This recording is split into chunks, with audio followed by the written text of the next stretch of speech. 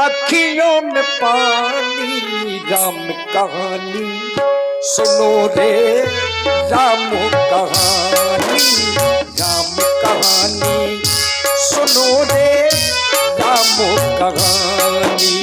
श्री राम जय राम जय जय राम, श्री राम जय राम जय जय राम।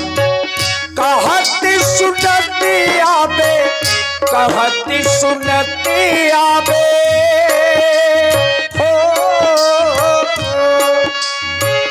कहती सुन तो आवे, अखियों में पानी, राम कहानी सुनो रे, राम कहानी, राम कहानी सुनो रे, राम कहानी।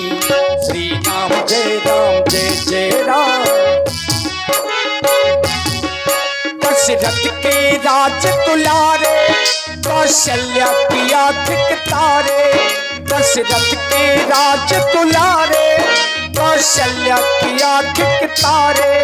वो सूर्य वंश के सूरज, रघुकुल के उजियारे।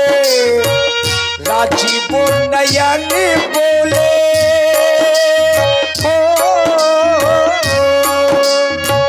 राजीव नयन बोले, मधुभर पानी, राम कहानी सुनो रे, राम कहानी। मंगल भावनो अमंगल हारी, प्रभु सुदशरथ अजरो बिहारी।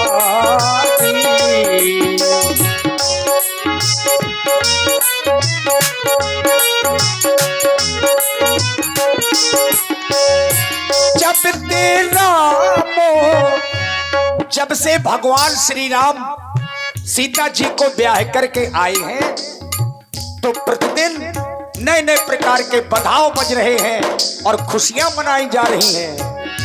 जब तेरा ब्याहे जो आए,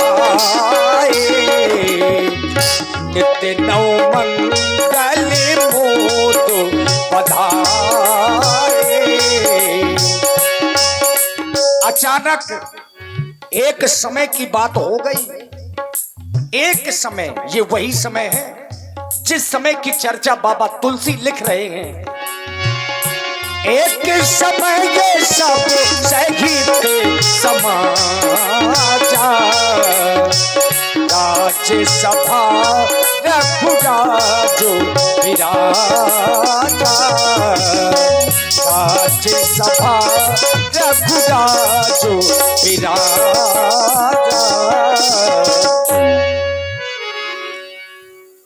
सुनो, मैं खोलो। जिस तरह सुनहरा ताज पहन ये सूरज शान दिखाता है, चांद भी लश्कर बन इन तारों के संग आता है। हर वक्त हो खूबसूरत, हर वक्त की हो ख्वारी, बनकर धर्म के नाम का सिक्का धरती से गगन तक हो जारी, हो जारी। महाराज के जीवन की जय जयकार हो।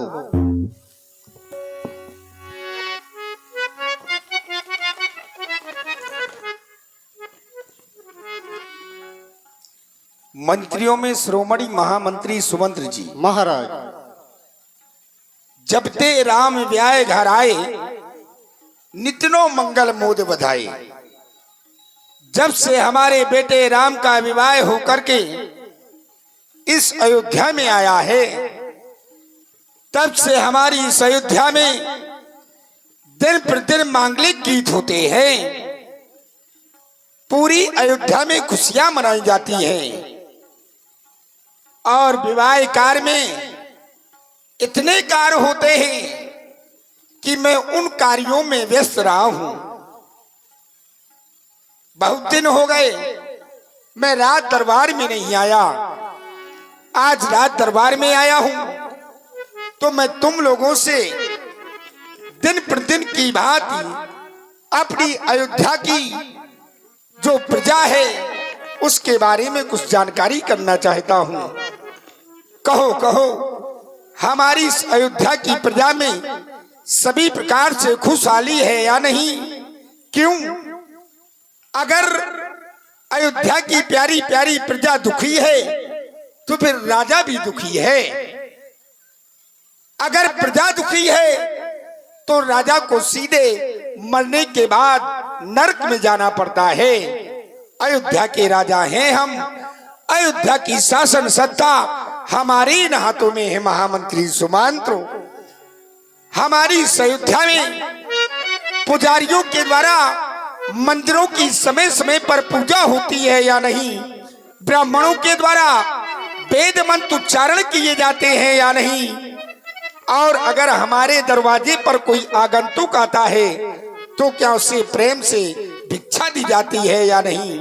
कहो कहो, क्योंकि तुम तो जानते हो अगर प्रजा न होती तो राजा न होता। बजे युगर कर से तारी, नियम यही सदा से है। अगर ये राजा अगर प्रजा से है तो प्रजा भी तो राजा से है। आज हम तुमसे अपनी प्रजा की जानकारी करना चाहते हैं महामंत्री सुमंत, हमें अवगत कराओ।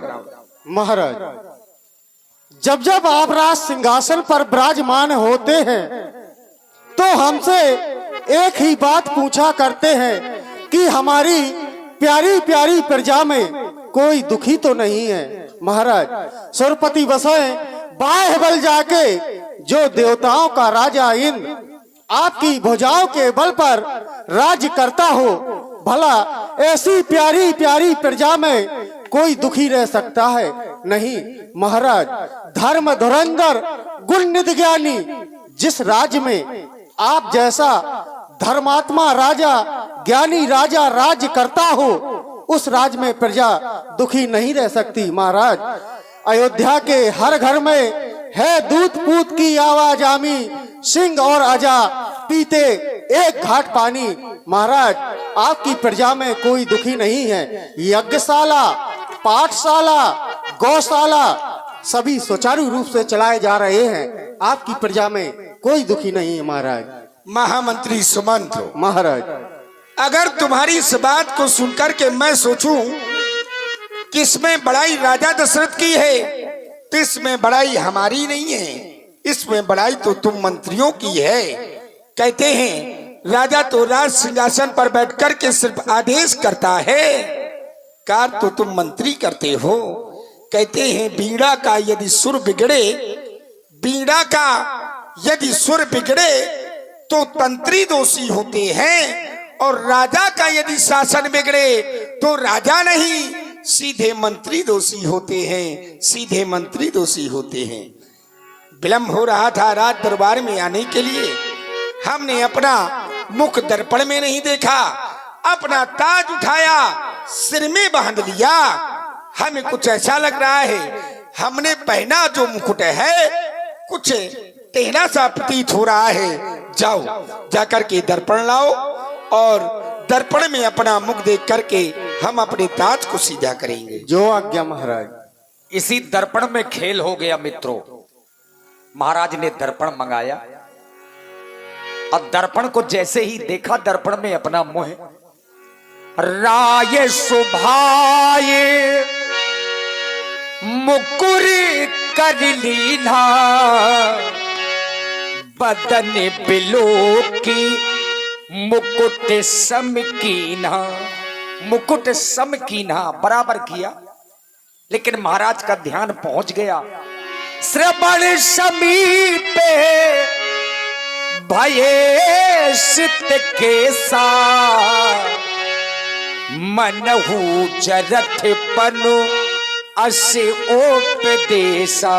महामंत्री सुमन, महाराज, दर्पण में मुख देख करके हम अपने ताज को सीधा कर रहे थे। अचानक हमारी दृष्टि कानों के समीप के जो बाल हैं वहां पर पहुंच गई। हमने क्या देखा कि कानों के समीप के बाल हैं वो श्वेत हो गए हैं, और ये कानों के समीप के बाल हमें उपदेश दे रहे हैं। कह रहे हैं राजा दशरथ, मनहु जड़टपन अस उपदेशा, अब तेरा जड़टपन आ गया है, यानी कि अब तेरा चौथापन आ गया है। राजा दशरथ अब तू बूढ़ा हो गया है। कहते हैं जब कोई राजा वृद्ध हो जाए तो उसको श्रीमान नारायण का भजन करने के लिए वन में चला जाना चाहिए। हमने देखा, कहते हैं संसार में अगर कोई सच्चाई बताता है, सच्चाई बयां करता है, तो वो सिर्फ दर्पण होता है। दर्पण सच्चाई बता देता है। अब तो आसारे बूढ़ा पे के नजर आते हैं।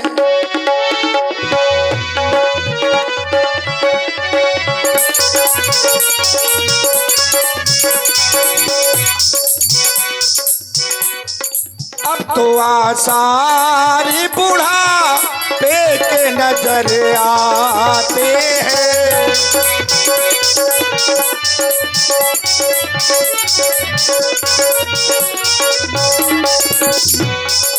अब तो आसारे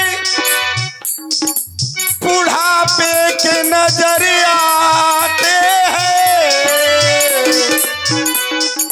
अब तो आसारी बुढ़ापे के नजर आते हैं।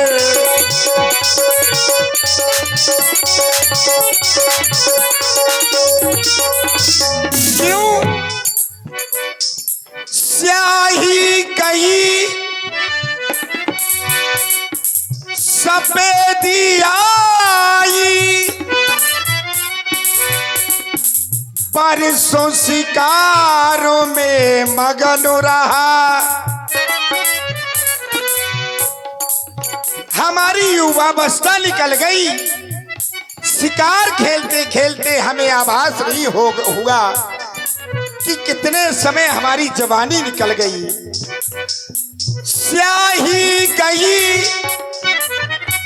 सफेदी आई, परसों शिकार में मगन रहा। सावन के इस बहारों में मैं तो अब तक पड़ा रहा। अब तो आशा में बूढ़ा पे के नजर आते हैं।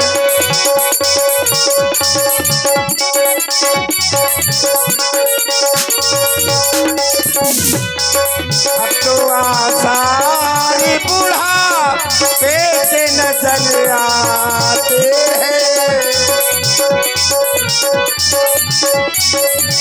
पे नजर आते हैं। अब हमारा वृद्धापन आ गया है। मन में अभिलाषा है राम को इस अयोध्या का राजा बना दूं और भगवान का भजन करने के लिए वन में चला जाऊं। आज का दरबार यहीं पर समाप्त किया जाए। हम अपने मन की अभिलाषा गुरु जी के पास जाकर सुनाएंगे। जो आज्ञा महाराज। देखिए, महाराज के मन में जब विचार आया कि अब मेरा तो बुढ़ापा है, राम को राजा बना देना चाहिए, पहला विचार लेकर के महाराज श्री दशरथ अपने कुल गुरु श्री वशिष्ठ जी के आश्रम में गए।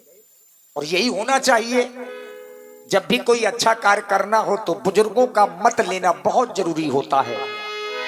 पहले बनती है तकदीरें, फिर बनता है शरीर। सोच सोच के और प्राणी होता क्यों तू अधीर। अरे कोई कारण होगा, अरे कोई कारण होगा। एक झोली में फूल भरे हैं, एक झोली में कांटे। अरे कोई कारण होगा, अरे कोई कारण होगा।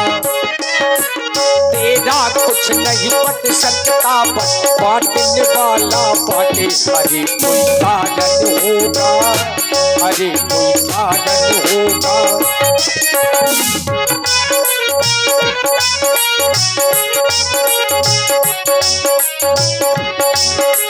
पहले बनती है तकदीरें, फिर बनता है शरीर। सोच सोच के और प्राणी होता क्यों तू अधीर।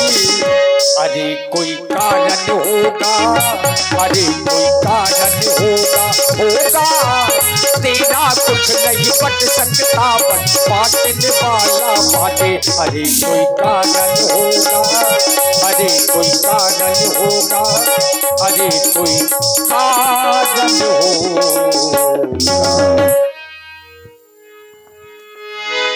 गुरुदेव भगवान के श्री चरणों में सेवक दशरथ का प्रणाम स्वीकार हो।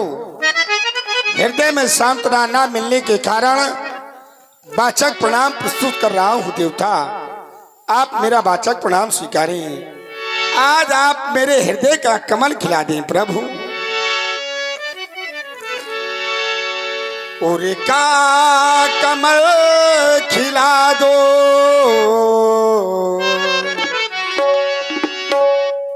और का कमल खिला दो, संसार के स्वामी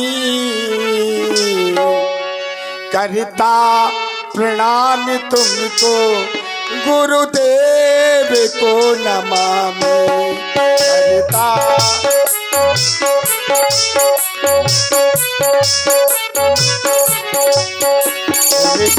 उनका कमल खिला दो, उनका कमल खिला दो, संसार के स्वामी करता प्रणाम तुमको, गुरुदेव को नमामि।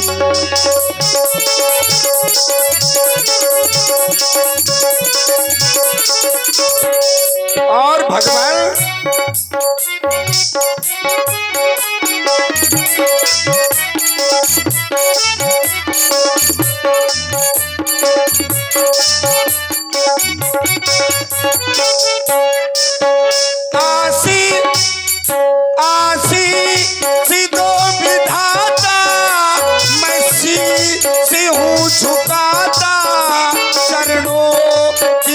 को प्रभु जी माथे से मैं लगाता।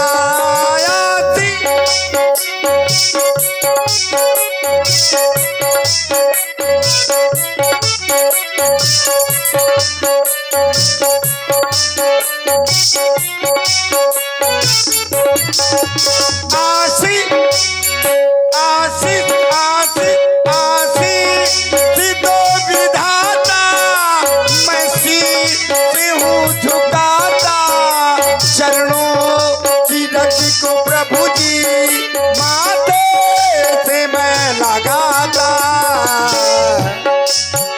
कर दो कर दो कर दो कर दो दया की दृष्टि, कर दो कृपा की दृष्टि, संसार के स्वामी करता प्रणाम तुमको, गुरुदेव को नमामि करता प्रणाम तुमको, गुरुदेव को नमामि।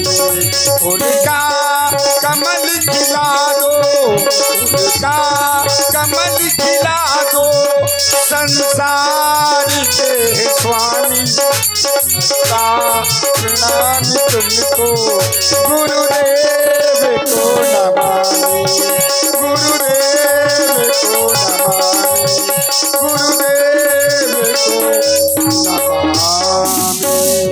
अखंड मंडलाकारं व्याप्तेन चराचरम तत्पदम दस्तम तस्मै श्री गुरुवे नमः। मेरा प्रणाम स्वीकारें देवता। अखंड कल्याण हो तुम्हारा राजा दशरथ। कहो आने का क्या कारण है? हे देवता, आने का कारण आप जानना चाहते हैं। आज राजा दशरथ के हृदय में एक अभिलाषा ने जन्म ले लिया है। अब अभिलाष एक मन मोरे, पूजिए नाथ अनुग्रह तोरे। और जो अभिलाषा मेरे हृदय में है, वो अभिलाषा सिर्फ आपके द्वारा ही पूर्ण होनी है देवता। राजा दशरथ, अभिलाषा लेकर के हमारे समीप में आए हो। राजन राउर नाम जस सब अभिमत दातार, फल अनुगामी महिप मन, मन अभिलाष तुम्हार। राजा, तुम अभिलाषा लेकर के आए हो, लेकिन तुम्हारे जीवन में तो ऐसा हुआ करता है कि अभिलाषा बाद में जन्म लेती है और उस कार्य की पूर्ति पहले ही हो जाया करती है। एक अभिलाषा पहले तुम्हारे मन में जगी थी कि कोई पुत्र नहीं था, तुम्हें 4 पुत्र प्राप्त हुए, चारों पुत्रों का पाणी ग्रहण संस्कार भी हो गया है। अब कहो, अब तुम्हारे मन में कौन सी अभिलाषा है? हम भी उस अभिलाष को सुनना चाहते हैं। जब मेरे पुत्र नहीं थे तो वो मेरी अभिलाषा नहीं थी। ये देखिए, कामनाएं हैं, एक आए एक जाए। हे देवता, आज मेरे मन में जो अभिलाषा है वो अभिलाषा मैं आपके श्री चरणों में प्रस्तुत कर रहा हूँ। श्रीवा करें भगवान, श्रीवा करें। आपकी कृपा से मुझे 4 पुत्रों की प्राप्ति हो गई। आपकी कृपा से चारों पुत्रों के विवाह हो गए। आपकी कृपा से मेरे घर में 4 बहुएं आ गई। मेरा बेटा राम, जो मेरा सबसे बड़ा पुत्र है, ये अयोध्या की प्रजा राम को इस तरह से चाहती है देवता, जिस तरह से राम को स्वयं मैं चाहता हूं। ब्राह्मणों की समाज राम को इस तरह से चाहती है देवता, जिस तरह से स्वयं राम को आप चाहते हैं। मेरा बेटा राम सब विधि से लायक हो गया है। भाई राम सब विधि, सब लायक, समस्त गुण उपस्थित हो गए हैं उनके पास। अब मेरा बुढ़ापा है भगवान, चौथापन है। अब अयोध्या का राजपाट मुझसे संभाला नहीं जा रहा, क्योंकि मेरा शरीर जर्जर होता चला जा रहा है।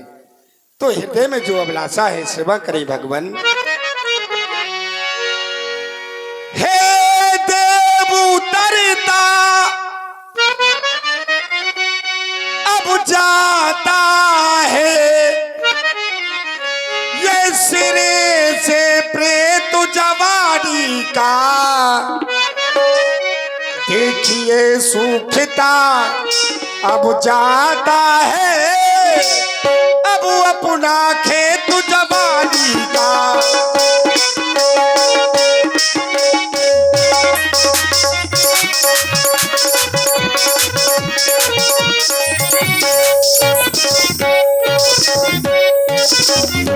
वो वृद्धावस्था अब वादी है, वो तरुणावस्था रानी है। मेरे सोने ही अब सोने में हो रही चांद अब चांदी है।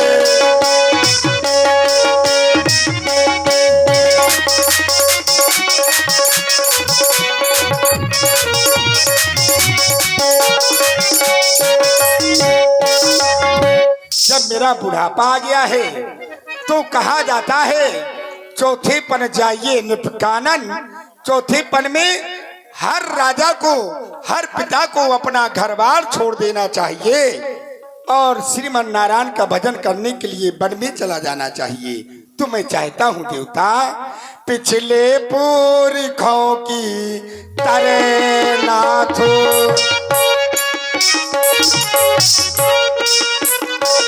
पिछले पुरखों की तरह नाथ, अब मुझे तपोवन जाने दे।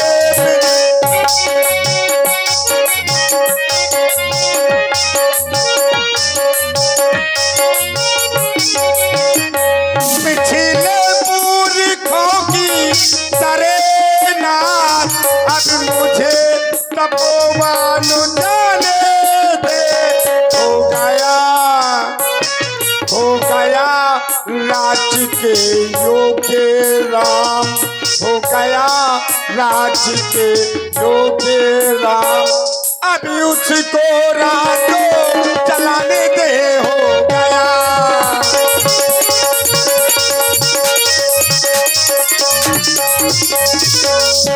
नाथ राम करिए युवराजू। मैं राम की अयोध्या का युवराज बनाना चाहता हूँ। कहिए कृपा करी करिए समाजू, इसमें आपकी कृपा चाहता हूँ देवता। आप राजा बनाना चाहते हैं कि युवराज? युवराज। मैंने राजा नहीं बोला, बस यही अभिलाषा लेकर के आया हूँ। विलंब न करो, बेग विलंब न करिए नृप साजिए सबु ही समाज, सुदिन सुमंगल तब ही जब राम होई युवराज। वही दिन मंगल होगा, वही दिन अच्छा होगा जिस दिन तुम अयोध्या का युवराज पुत्र राम को बना दोगे। जाओ सारी अयोध्या को सजवाओ और युवराज बनने की तैयारियां करवाओ। मेरा प्रणाम स्वीकार। प्रसन्न रहो। देखिए गुरुजी ने बहुत बड़ी बात कह दी और इसीलिए तो गुरु गुरु हैं। गुरुजी ने ये तक नहीं कहा कि थोड़ा हमको देख लेने दो कौन सा नक्षत्र अच्छा रहेगा। गुरुजी ने कह दिया कि जिस समय तुम राम को राजा बनाओगे वो समय अपने आप शुभ हो जाएगा। यह है राम जी के राज तिलक का प्रभाव। यानी जिस समय तुम अपनी इच्छा से राम को राजा बनाओगे अपने आप वो नक्षत्र वो समय सब शुभ हो जाएंगे। इसीलिए राजन देर ना करो। महाराज मन में प्रसन्न होकर के आश्रम से आए और कहां पहुंचे? अपने महलों में पहुंचे। मुदित महीपति मंदिर आए। देखिए गुरु जी के बाद में अगर कोई है तो फिर भगवान है। पहले गुरु जी के मत लेने के लिए गुरु जी के पास में गए, अब मंदिर में सभी मंत्रियों को बुलाया। मुदित महीपति मंदिर आए, सेवक सचिव सुमंत्र बुलाए।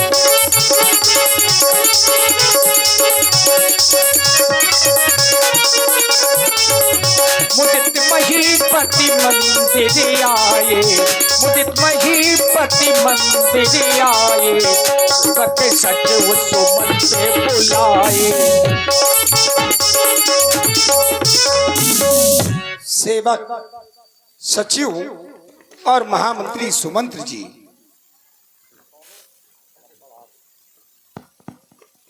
महाराज गुरुदेव भगवान के पास गया था। मैंने मन की अभिलाषा बताई, राम को युवराज बनाना चाहता हूँ। उन्होंने कहा कि बेग विलंब न करिए नप साजी सभी समाज, सुदिन सुमंगल तब ही जब राम हो युवराज। वही दिन मंगल है जब राम राजा बनेंगे। तुम लोगों का क्या विचार है? महाराज अगर आप हम मंत्रियों का मत जानना चाहते हैं तो महाराज हम तो यही कहेंगे, जियो जगतपति बरस करोड़ी। आपकी जो उम्र है वो करोड़ों वर्ष की हो जाए, जो आपने ऐसा संकल्प लिया है। महामंत्री सुमन, तुम्हारे हृदय में विचार बहुत अच्छा है। अयोध्या की प्यारी प्यारी प्रजा यहाँ पर उपस्थित है। ये अयोध्या को हमारे राम को सबसे ज्यादा स्नेह करती है। इसलिए जाओ हमारी प्रजा से पूछो, क्या ये लोग चाहते हैं कि अयोध्या के राजा राम हो? जाओ। देखिए महाराज दशरथ, प्रभु श्री राम जी को इस अयोध्या का युवराज पद देना चाहते हैं, तो मैं जानना चाहता हूँ अपनी समाज से कि कौन कौन चाहता है कि अयोध्या के युवराज प्रभु श्री राम जी बने। वो अपने दोनों हाथ ऊपर उठाएं। उठाइए सभी लोग और बजाइए जोरदार तालियां। बोलिए प्रभु श्री रामचंद्र की। महाराज जनता का भी यही मत है कि इस अयोध्या का युवराज पद प्रभु श्री राम जी को दे दिया जाए। क्यों नहीं? अगर हमारी अयोध्या की प्रजा चाहती है राम युवराज हो जाए तो तुम्हें एक कार्य करना है। कौन सा महाराज? तुम गुरु भगवान के पास चले जाओ, कह देना महाराज ने कहा है कि रात तिलक में कौन कौन सी सामग्रियां लगनी है, श्वेत तालिका में अंकित करवा के ले आना और कह देना उनके श्री चरणों में मेरा एक निवेदन प्रस्तुत करना। कौन सा? कि राम अभी छोटा है, राजा के क्या नियम और संयम होते हैं ये राम को मालूम नहीं है। तो राम के भवन को चले जाएं और राम को राजा के नियम और संयम के बारे में बतला करके आए। जो आज्ञा महाराज। कि दो बेरे द्वारका त्रिवेणी जाए 3 बेर।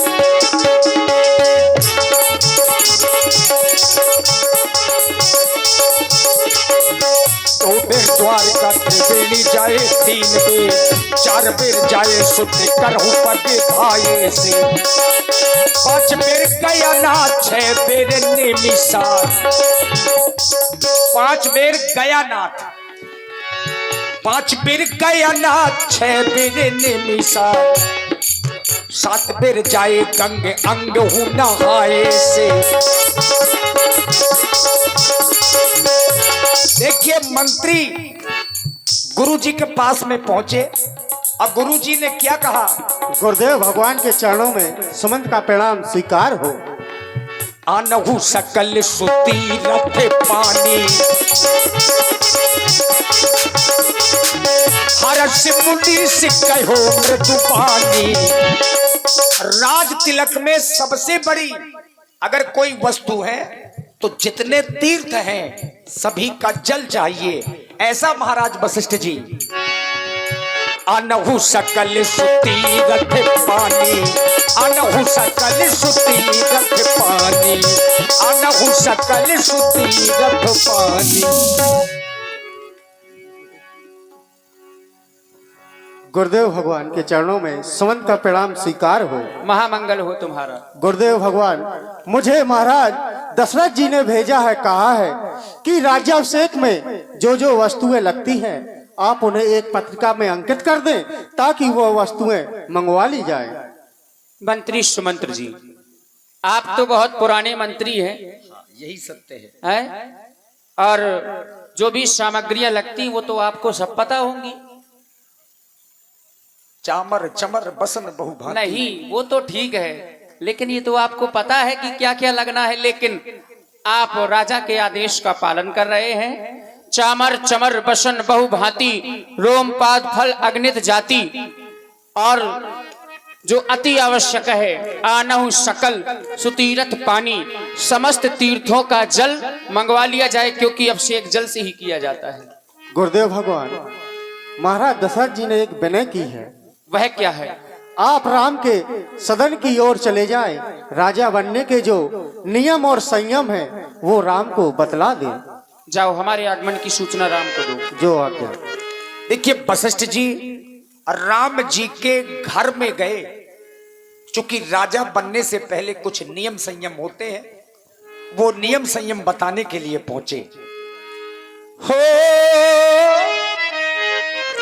तब नर नाहे वशिष्ठ बुलाए, कुलगुरु बाबा राम वशिष्ठ जी था में पधार रहे हैं। तो पठाए।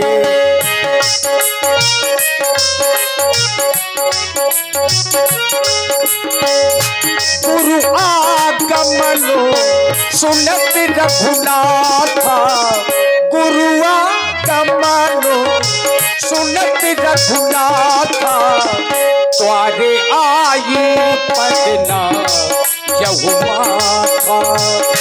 ओ